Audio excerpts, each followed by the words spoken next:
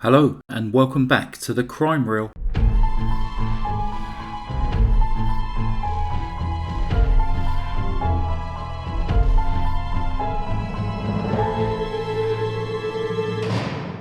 We have a real treat for you for today's true crime narration.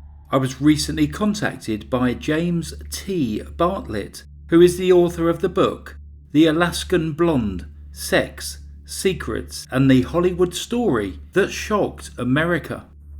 This true crime book is about the murder of successful 51-year-old businessman Cecil Wells in Fairbanks, Alaska on October the 17th, 1953. The author James has been kind enough to write a summary of the crime for me to narrate here on the Crime Reel.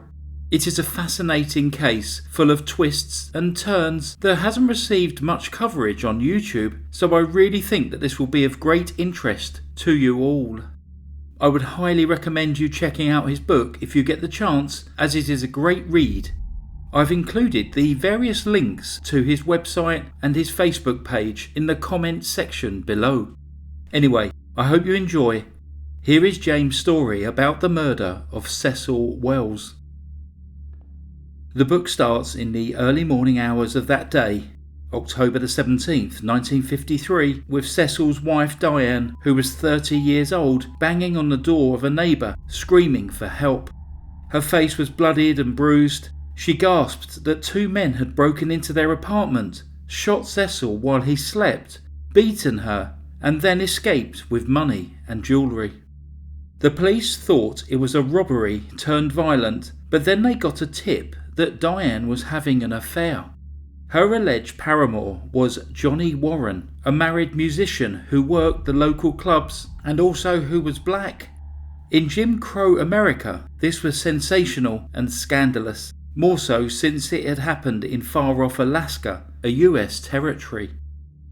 At the time, territorial Alaska was largely ignored by the rest of America, yet this story exploded onto the pages of Life, Newsweek, Ebony, Jet, pulp detective magazines, and the newspapers in what Alaskans still call the Lower 48. After statements were taken from other residents of the building, some of whom said they had heard arguing and shouting coming from the Wells apartment, the investigation began in earnest. Abrasive Chief of Police E.V. Danforth, just a few months into the job, knew it could make or break his career. So did the newly appointed US State Attorney for Fairbanks, Theodore, or Ted, Stevens. The pair soon butted heads, especially when, as often happens, other law enforcement agencies became involved, in this case the Territorial Police, the US Marshals Service, and also the FBI. Cecil Wells had just been elected the head of the All-Alaska Chamber of Commerce, and he and Diane were what we'd now call a power couple. In fact, they were due to be in Anchorage celebrating the opening of its international airport on the day of the murder, and the fact that, instead, his killing was the main headline in the Anchorage Daily Times showed just how big a deal it was. Chief Danforth and DA Stevens needed quick results, especially since many had noticed this had a similar modus operandi to the case of Tommy Wright, who was another local businessman who had been killed by two robbers that broke into his home earlier in the year. The Tommy Wright case was still unsolved. The autopsy and subsequent inquest concluded Cecil was killed by person or persons unknown, though there was a question over the exact time when Cecil was killed and how that tallied with Diane regaining her consciousness after the beating, and now with two black eyes stumbling to the neighbour's door to raise the alarm. There was another piece of critical evidence too, a .38 cartridge that could be linked to the murder weapon thought to be a Italian Beretta when it was finally found. There was soon plenty of theories about who killed Cecil, with most thinking it was clearly a case of a love triangle.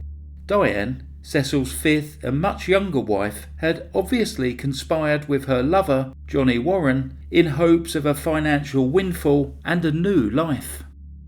There was also a whisper about organised crime, but Diane always stood by her statement about the masked men, despite the fact it turned out to have plenty of holes. There was no sign of a break-in at the Wells 8th floor apartment, for example, and the missing money and jewellery turned up in the apartment too.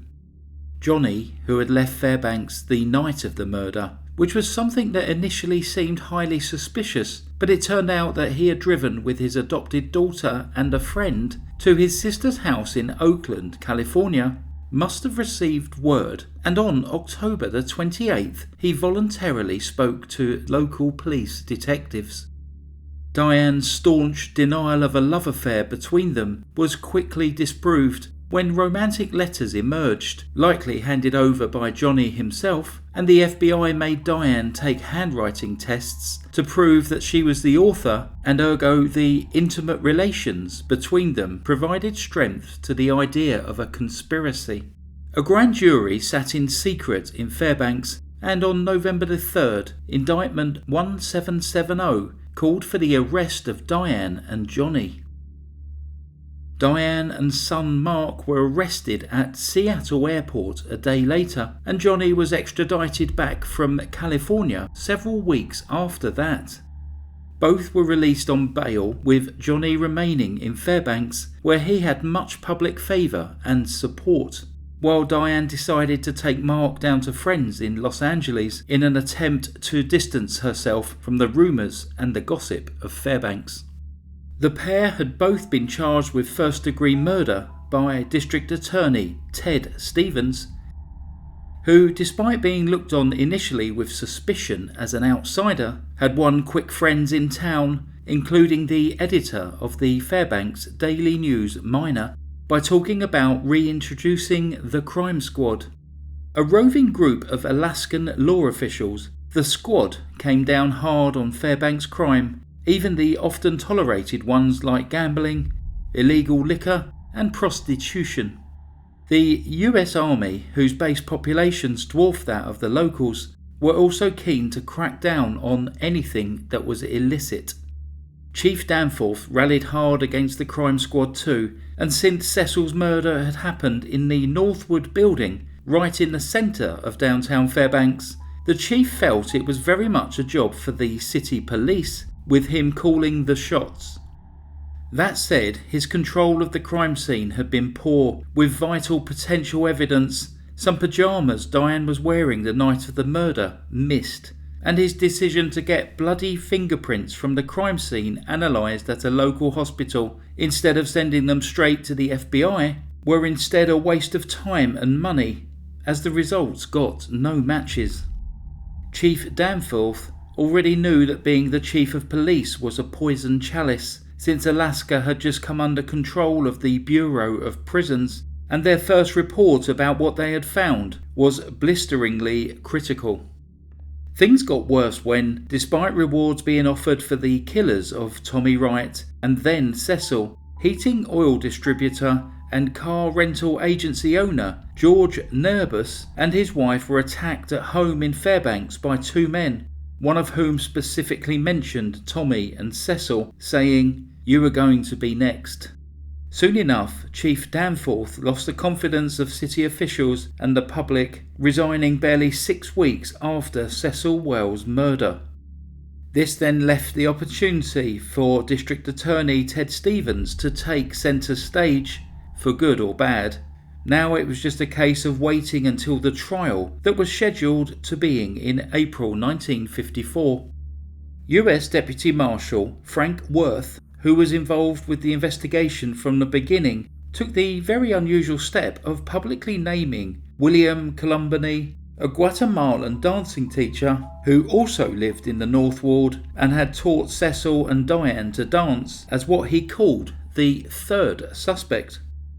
William was close to the Wells, especially Diane, and the rumour mill had gone into overdrive when he followed Diane and also young Mark down to California and seemed to become a daily part of their lives.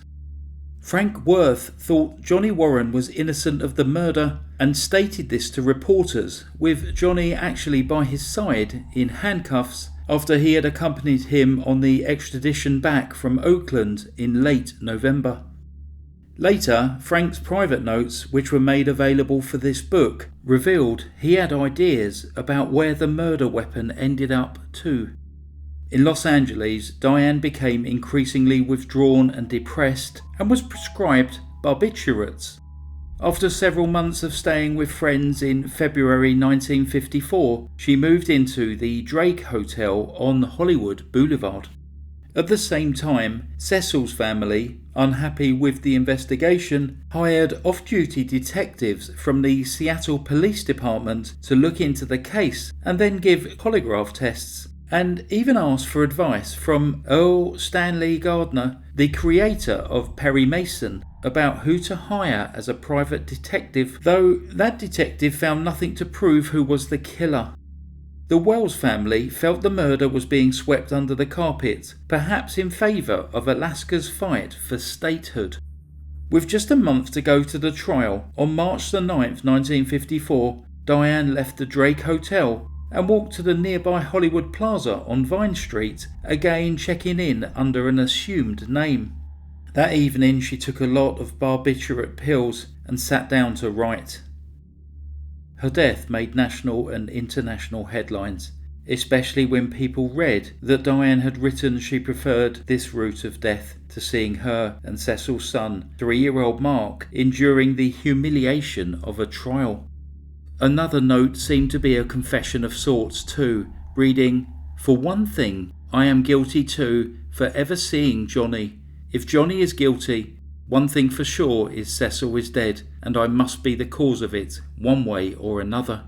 The other two notes were both addressed to William Columbany. They thanked him for his friendship, but did not seem to be the last missives to a possible lover. The autopsy was another media sensation. It emerged that Diane had recently been pregnant and had chosen to terminate the pregnancy. This was termed an illegal operation at the time, or had recently miscarried a child. Rumours again ran wild as to who might have been the father of that child. Then, when it was revealed that District Attorney Ted Stevens was already certain the upcoming trial was going to be postponed, it seemed Diane's death had been tragic and avoidable, and now, with the main witness and suspect dead, it seemed the case would never be solved anyway. That said, even when the trail became cold, Ted never gave up on Cecil's case. Perhaps with an eye to his future career, he seemed determined that someone, anyone, should go to jail, and in 1955 he secured an unlikely conviction for perjury against William Columbany in relation to the trial that never happened. William was openly astonished when he was found guilty, though his sentence of just 60 days was served locally, and he left Fairbanks the day after he was released. This was after a big party at which the judge who had sentenced him was also present. In 1956, it was announced that Johnny was finally going to trial, but another postponement followed just as quickly, and soon after that, Ted Stevens resigned and moved to Washington, D.C. This was to pursue an opportunity at the Interior Department. He became a prime mover in the successful statehood bid, and it was the beginning of a long, illustrious, and sometimes controversial political career. The Fairbanks Police Department continued to work the case, but as the FBI and police files make clear, they were never going to bring the case to book, no matter how many rusty old guns and bullets they sent for comparison analysis. Even so, Johnny Warren must have felt the sword of Damocles was hanging over him for years. In October 1960, Johnny was fully exonerated, and that was after Alaska had gained statehood. Officially, the case remains unsolved. Thanks for listening to today's crime narration, and don't forget to check out James's book about this crime and all the links in the comments section below. Please subscribe if you're new to the channel. Please click like and comment down below. Moving on now, it's petty crime time. Thumber 1918 from Indiana has kindly sent in some photos of her cats. Robert, aka Bobblehead, is known for just flopping down in front of you, so a bit of a trip hazard. And then next, we have Spatchley, who was rescued from a cornfield with 8 siblings. Spatchley is a hugger and loves to stand on his hind legs to hug. Thanks Thumper 1918.